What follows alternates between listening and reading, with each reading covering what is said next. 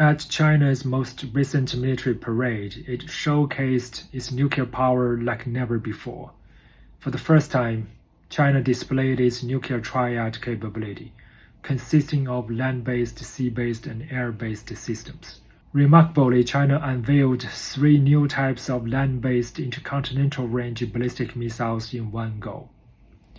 As more Chinese experts embrace the view that world politics is governed by the jungle's law, China is leaning ever more on raw power to secure its legitimacy, protect its core interests, and advance its vision for regional peace and international order. In just a few years, the Chinese arsenal has almost tripled, from about 200 to 600 warheads, with 1,000 projected by 2030. And yet, this growth has not delivered the stability that Beijing desires. Rather, it risks the very arms race that Beijing says it wants to avoid. For example, the United States, driven primarily by concerns about China's nuclear buildup, is preparing to enhance its nuclear capabilities, putting the last US-Russia bilateral nuclear arms control treaty at risk.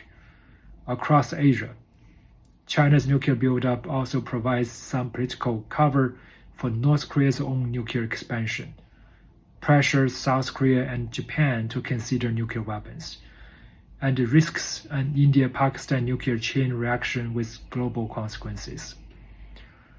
China's silence over its nuclear intentions also fuels the fear of a shift toward a policy of first use of nuclear weapons.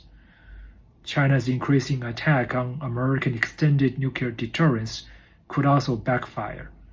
American nuclear umbrella has long helped keep U.S. allies non-nuclear, serving important Chinese interests. Rather, China could demonstrate leadership by promoting a rules-based nuclear order. Its call for a community of shared future for the mankind should be backed up with concrete proposals of specific measures on international security and with an invitation to the international community to collectively review such proposals. For instance, China could propose transparency measures and limits on theater-range missiles, where China has the world's largest land-based systems. China can also open dialogues with Britain and France, fellow nuclear powers of similar nuclear capabilities and who also share the Chinese traditional strategy of minimum nuclear deterrence. At such a trilateral dialogue, China could provide more transparency to reassure the international community about its nuclear intentions and to create conditions to support the US-Russia bilateral arms control efforts.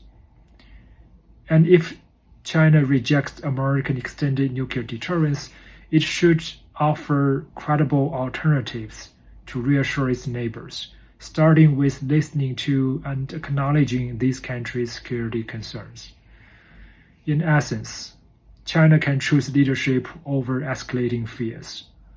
Given China's unprecedented international strength, now is the moment for China to promote a rules-based international nuclear order, one that can also safeguard its own long-term security.